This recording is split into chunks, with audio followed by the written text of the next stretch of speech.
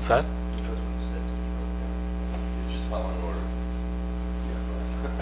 Right. Just obeying the command. Okay, good evening, everybody.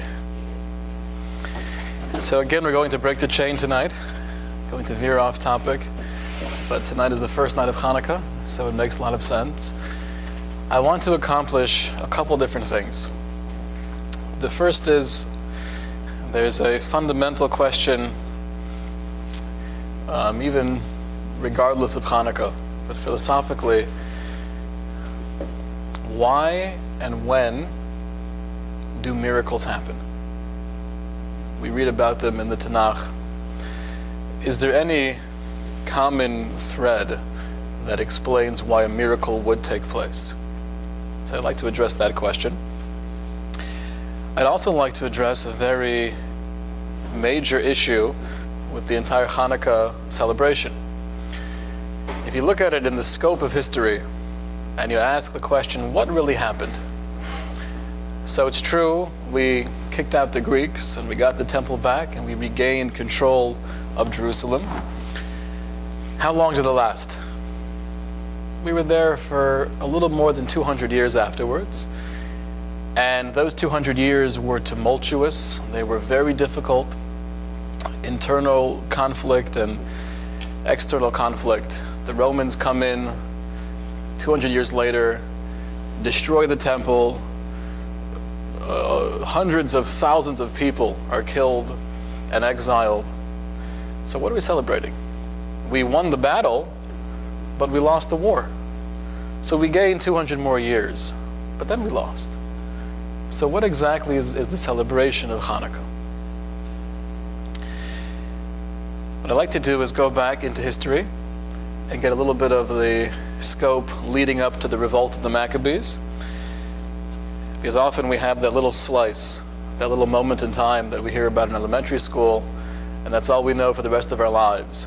But to see it in perspective of what led up to those events and what happened afterwards, I think is very meaningful.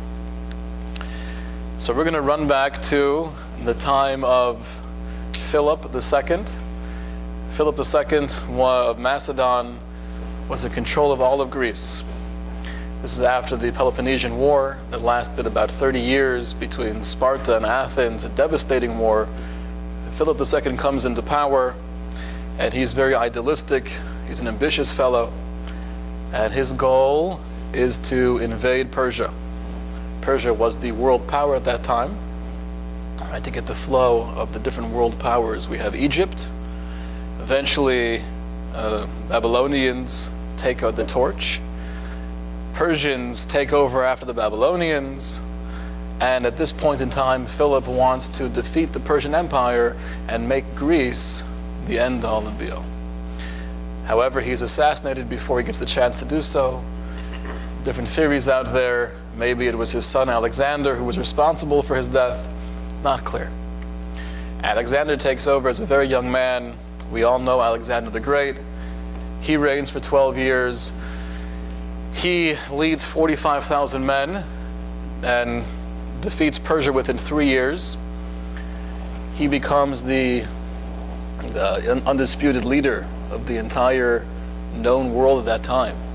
From Egypt to India, the world was his.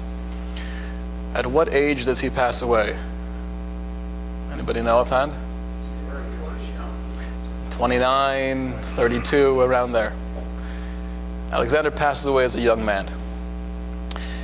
Now there was a point where Alexander had in mind to destroy the temple based on the Samaritans coming to him and saying, these Jews are not supporting your campaign, and the reason they did not support the campaign is because they were allies with Persia. So they declined. We said, we can't help you. We have an agreement with Persia. The Samaritans come, who hate the Jews anyways, and they tell Alexander, the way to get them back is by destroying their temple. The Talmud and Josephus both relate an interesting little episode in history where they're on their way to destroy the temple. Alexander gives permission to the Samaritans to do so.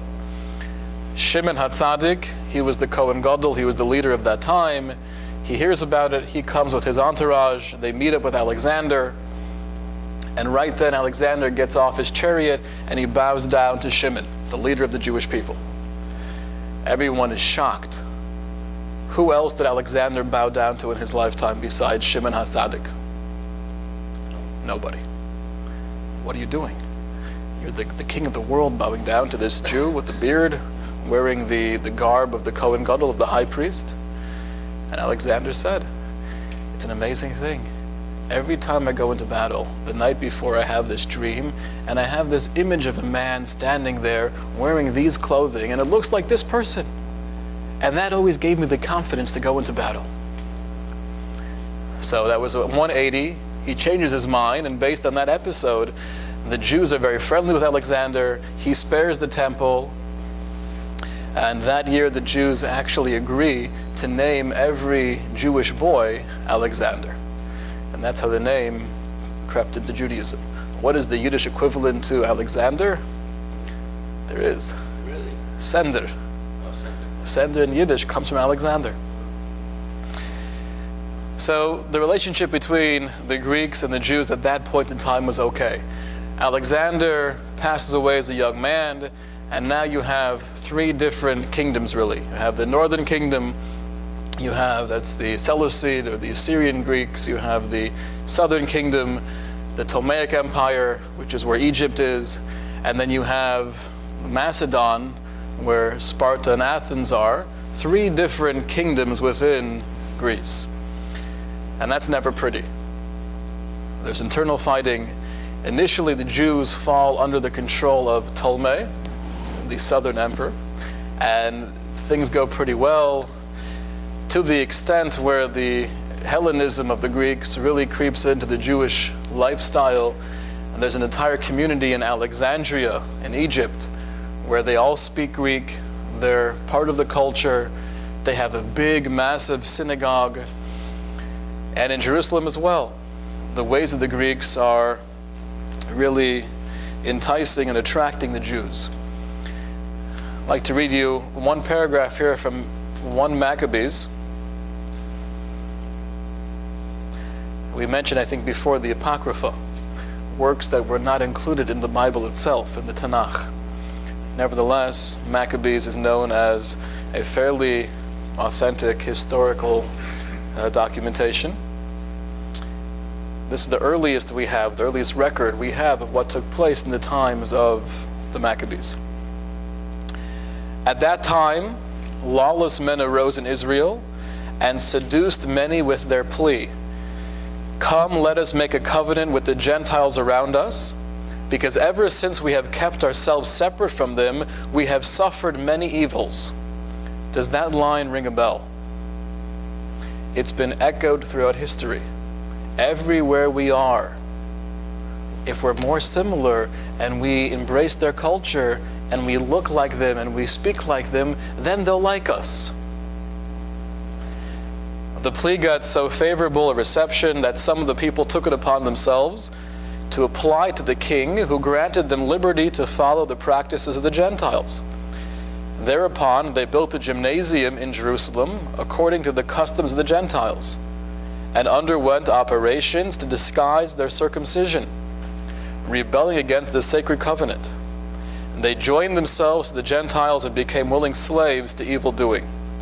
To build the gymnasium in Jerusalem is pretty much the same thing as bringing the statue of Zeus into the temple.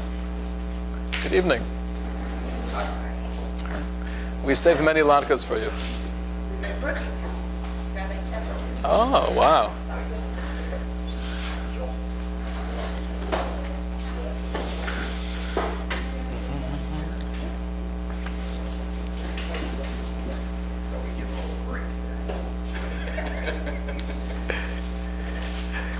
Where does the word gymnasium come from? It comes from gumnos in Greek, means nude or naked, because that's how they would practice their athletics, in the nude. Why would they do that? Because they were too cheap to buy shorts. Not quite. Because they worshiped the human body. To Greek civilization, the beauty, the accomplishment, the grandeur of the human being was the most holy thing in the world. Ken Spiro has a very nice line where he contrasts the Jewish worldview to the Greek worldview. He said, to the Greeks, that which was beautiful was holy. To the Jews, that which was holy was beautiful. So although very different in culture, very different in what we view as true beauty, it was attractive. The art, the theater, the literature, the architecture, to the extent where they underwent operations to disguise their circumcision. We want to blend in. Now, as this is happening, the leader of the Northern Empire is a man named Antiochus. Antiochus comes into power, and he's also an ambitious fellow. He wants to invade the southern kingdom and take all of Greece for himself. So he does so. To get to the southern kingdom, you have to go through Israel. On his way back, he tells the Jews, you can no longer practice your religion. You can no longer do the ritual of circumcision. You could no longer observe Shabbat or holidays. Again, I'll read you a couple of lines from Maccabees. The king wrote to all his kingdom, for all to become one people and for each to abandon his own customs. All the Gentiles agreed to the terms of the king's proclamation. Many Israelites, too, accepted his religion and sacrificed to idols and violated the Shabbos. The king's letter went out to all Jerusalem. The punishment, if any Jew was caught teaching Torah, doing a circumcision, keeping the Shabbos, was death. The book of the Maccabees relates that women who had their sons circumcised were put to death according to the decree, hanging the babes from their mothers' necks, and executing also their husbands and the men who had performed the circumcisions. Many Israelites strongly and steadfastly refused to eat forbidden food. They chose death in order to escape defilement by foods and in order to keep from violating the Holy Covenant. And they were put to death. Indeed, very great wrath had struck Israel.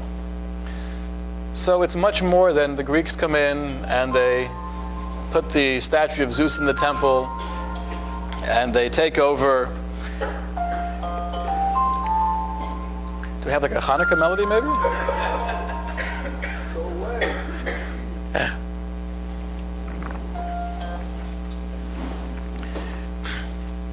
This was ISIS. This was terrorism. They were killing mothers and hanging their children. Now, on one hand, this was living in hell. What do? You're one of the Jewish people living in this time period, 2nd century BCE, and you have a choice. Do we agree to all the restrictions placed upon us by Antiochus and just become one of his people and forget about Judaism? Or do we fight to the death? Do we risk our lives and our children's lives to stand up for what we believe to be truth? That's a very difficult question.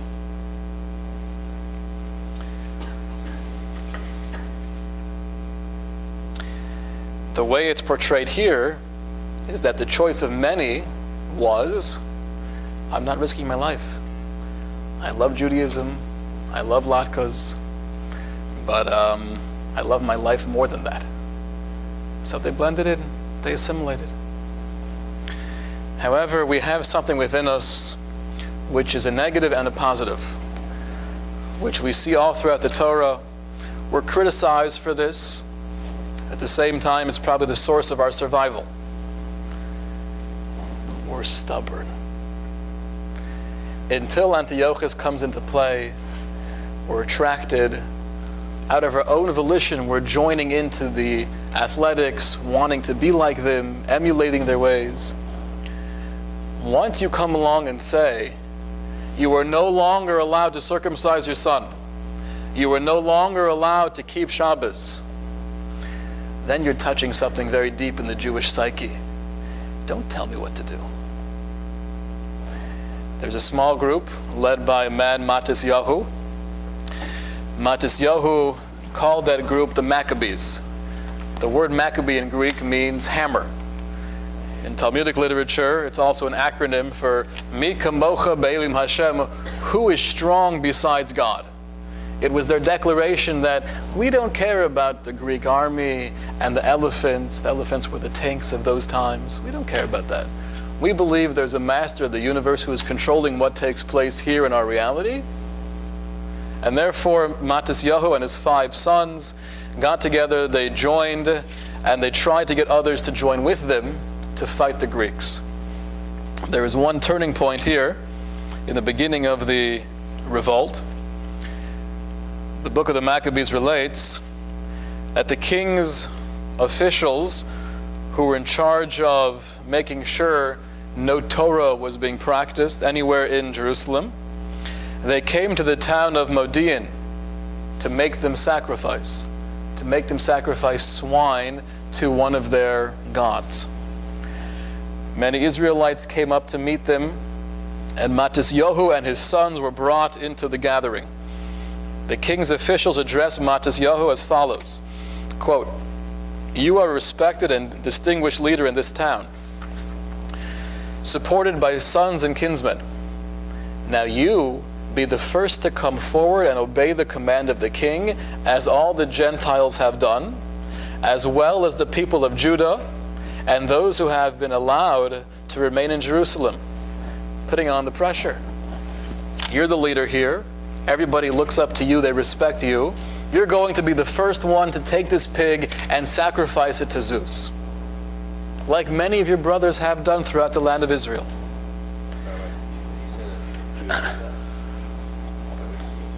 Yeah, which was true. Right? Many people gave in. I'm not going to fight. I don't want to risk my life.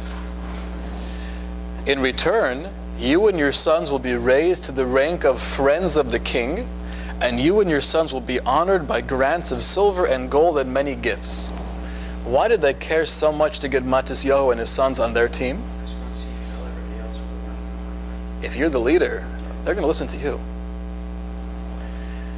Matisyahu replied in a loud voice, "If all the Gentiles under the king's rule listen to his order to depart from the religion of their fathers and choose to obey his commands, nevertheless, I and my sons and my kinsmen shall follow the covenant of our fathers.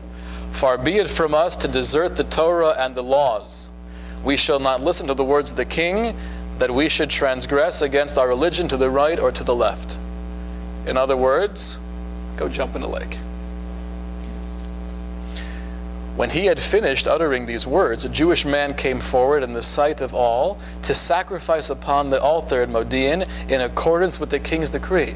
So you have one man here, and he can't take the pressure, and he's nervous based on what Matisyahu just said, we're all going to die. So I want to show them that I'm on your team. Don't kill me. Don't kill my family. So he goes up, he volunteers, I'll be the first one. He takes the swine. When Matisyahu saw this, he was filled with zeal and trembled with rage and let his anger rise, as was fitting. Interesting line the book of the Maccabees throws in. It's a judgment, as was fitting. He ran and slew him upon the altar. His fellow Jew is going to sacrifice this swine to an idol. Matisyahu is filled with rage. He goes and he kills this Jew. He falls dead upon the altar. At the same time, he also killed the king's official in charge of enforcing sacrifices, and he destroyed the altar. He acted zealously for the sake of the Torah, as Pinchas acted against Zimri, the son of Solomon. Now here you are, picture yourself being in this crowd of people, and you just witnessed this. Matisyahu kills this other Jew, and then he kills the officer in charge. What's going to happen now to your little village? Once word gets back, decimated. So at this point you flee, and that's what they did. They left Modi'in, and at that point they really began the Maccabees. Matisyahu himself lives to be an old man and dies in his bed. That was not common during this period, to die in your bed. The norm was to die on the battlefield. But we have recorded here in the book of the Maccabees some of his last words that he conveys to his sons. Now he has 5 sons: Yochanan, Shimon, Yehuda, Elazar, and Yonatan. The 5 sons of Matisyahu, the most famous, Yehuda HaMaccabee, Judah the Maccabee. On his deathbed, he says, "Now arrogance has grown strong and outrage. It is a time of calamity and a fierce anger. Therefore, my children, be zealous for the Torah and be ready to give your lives for the covenant of our fathers." And then he goes on to give a brief synopsis of all of Jewish history. Remember Abraham, remember Joseph, remember Pinchas, remember David, Elijah, going through all of our great personalities, showing them that if you don't stand for nothing, you are nothing. If you're not willing to die for a cause, you're not living for any cause. My children, be resolute for the Torah, because through the Torah will you win glory. Your brother Shimon, or Simon, I know, is a man of counsel. Always listen to him. He shall serve as your father. So here Matisyahu appoints Shimon as the leader. He's the Chacham, he's the wise man amongst you. However, Yehuda has been a mighty warrior from his youth. He shall be commander of your army and shall fight the war against the nations. So Shimon is appointed as the leader, the one to give counsel. Yehuda is appointed as the warrior, the commander in this battle. Yes? Are they B'nai Binyamin?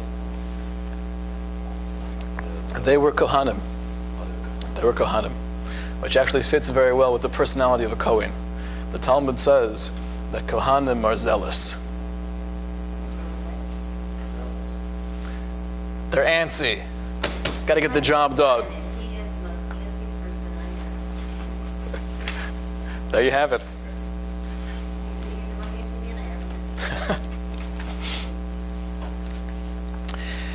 So from this point on, we have the major battles that take place, the guerrilla warfare, Yehuda HaMaccabee leading the way. 3 years into the battle against the Greeks, they drive them out of the temple and they regain Jerusalem. That's the story of Hanukkah right there, that point in time. Taking out the idols, trying to put things back together, purifying all of the utensils used for the worship in the temple, and lighting the menorah.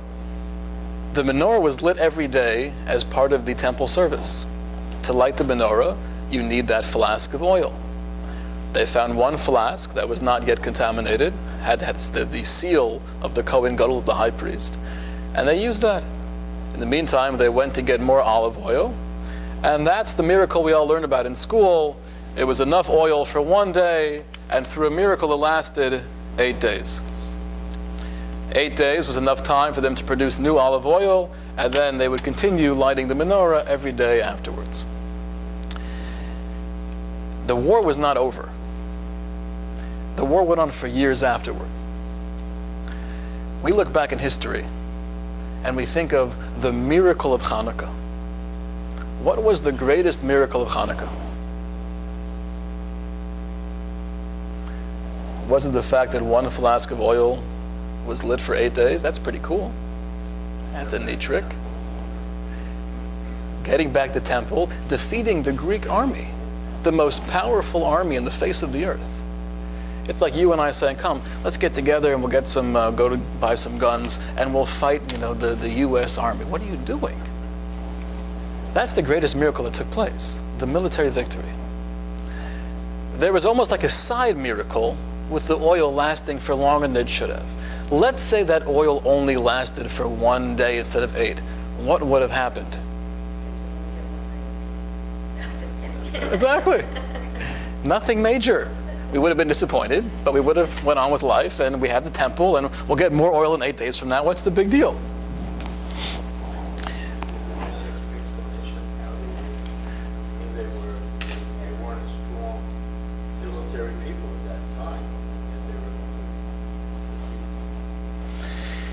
I mean, the tactics they used were guerrilla warfare. It wasn't lining up and trying to defeat them on the battlefield, but it's hiding out. What's that? Right, it wasn't like they destroyed the entire Greek army. They annoyed them enough to just say, you know what, it's not worth it, let's just leave. That itself is a miracle. But it wasn't taking down the entire Greek army. But that was a much greater miracle than the oil lasting for 8 days. Yet, the celebration of Hanukkah seems to be focused more on the lighting of the menorah. That has become the symbol of Hanukkah. Why is that? If the real celebration is the fact that we were alive and were able to get back the temple and practice our religion and freedom, that should be the celebration. So I'll explain to you something, and this gets back into our initial question of how do miracles work. There are two types of miracles. The Ramban, Nachmanides, makes this point going back to the 1200s. There's a Nes Nister and a Nes Nigla. There are hidden miracles, and then there are revealed miracles. Hidden miracles happen every second of our lives. The fact that we're sitting here together, we're able to communicate, the billions and billions of neurons that are somehow working together to allow me to speak and you to listen, that's a miracle. The fact that we're breathing, the fact that our heart is beating, every aspect of the human body is a miracle. It's not a revealed miracle. A revealed miracle is something that doesn't happen often. It doesn't work with the flow of nature. What's a greater miracle, a hidden miracle or a revealed miracle? The splitting of the sea was a revealed miracle. Usually water doesn't split like that. The answer is objectively, qualitatively, they're both the same level. Miracle means that the creator of the universe is running the show, is infusing life, infusing light, infusing everything that we know in existence. That's happening every second. We're more fazed, we're more shocked by a revealed miracle because we're not accustomed to that. Usually water's like this, it doesn't split. So when we see that, oh wow, that's incredible. But if you were to have aliens come down from outer space, and they went back 3,300 years ago, right at that moment, the Jews are standing there by the raging sea, the Egyptian army is approaching, and then Nachshon ben Aminadab steps into the water, nothing happens, he's going further in, nothing's happening, until he gets right over here, and then at that moment the water splits. And aliens see that, and they come back, and they tell their children and their friends, you won't believe what we saw, it was pretty cool, the water split. Okay, neat. They come back a little while later, and they see a mother is giving birth to a child. And they're watching this process of a new life coming into the world through another humanoid. And they come back and they tell their friends, what happened? What's more of a shocking experience, seeing the water split in half or seeing a human being come into this world from another human being? I would argue, birth. We see it every day. It doesn't faze us. So they're hidden miracles and they're revealed miracles. Anytime you have a war, no matter how miraculous it is, no matter how many elephants they have, that's always a hidden miracle. Because you could always look back and say, well, we were very strategic. Yehuda Maccabee was a great commander, and the Greek army was foolish and they made many mistakes. The miracle of the oil is a revealed open miracle. You can't deny that. The gratitude is for the military victory. But the way to remind ourselves every year that what we're celebrating was also the hand of God is through doing that which commemorates the revealed miracle, which is the miracle of the oil. This we can't deny, that's miraculous, and through seeing the hidden things in life, or rather through seeing the revealed miracles in life, then that brings our attention to everything that else is a miracle as well. There's a famous question, which is interesting Talmudic mind. Why do we have 8 days of Hanukkah? How many days were miraculous of that oil lasting? 7. It was enough oil for one day. So we should have 7 days of Hanukkah. It was 7 days of miracle. There are many, many, many answers to this question. But I'll share with you one very powerful one. Rav Simcha Zissel of Kelm, who was the head of the yeshiva in Kelm in pre-war Europe, he said the following. He said, we're celebrating the 7 days where the oil lasted longer than it should have, but we're also celebrating the fact that oil burns. That itself is a miracle. It's that same idea. We're looking at the revealed miracle to remind ourselves of everything else in life is also a miracle. That 8th day of Hanukkah is saying we're celebrating the reality that oil burns. That's also miraculous. Now, what happens afterwards here, the great revolt of the Maccabees, and years later, Yochanan and Yehuda both die in battle. 2 out of the 5 sons of Matisyahu. Later on, Elazar dies in battle. We actually have a description of his death. An elephant falls on him. That's how he dies. And we have 2 sons left over. We have Shimon and Yonatan. Yonatan becomes the Kohen Gadol, the high priest. And during that time, although they have the temple back, there were always conflicts with the Greeks. He's invited to a banquet. And he assumes that it's through political friends and people he can trust. At the banquet, though, he's given over to the Greek generals, and he's taken for a hostage. And they basically demanded the Jews in Jerusalem to allow the Greeks to come back with peace, not to keep on fighting them, or else we kill Yonatan. At that point, Shimon tries to arrange a group and go in there and save him. It's not successful.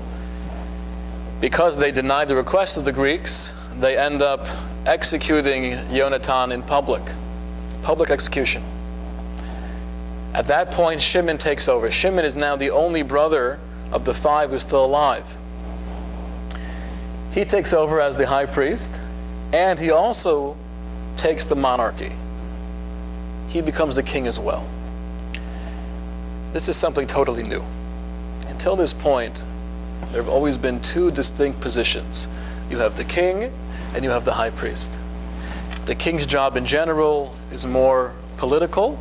The high priest is in charge of the spiritual realm. Shimon takes both positions. Now, he was a righteous man. He was beloved by everybody there. The Sanhedrin, the leading authorities, rabbinic authorities, felt that he was very worthy of both positions, but at the same time, they didn't like the fact that he had both positions. What's the problem with being king and Kohen Gadol? You don't have those checks and balances.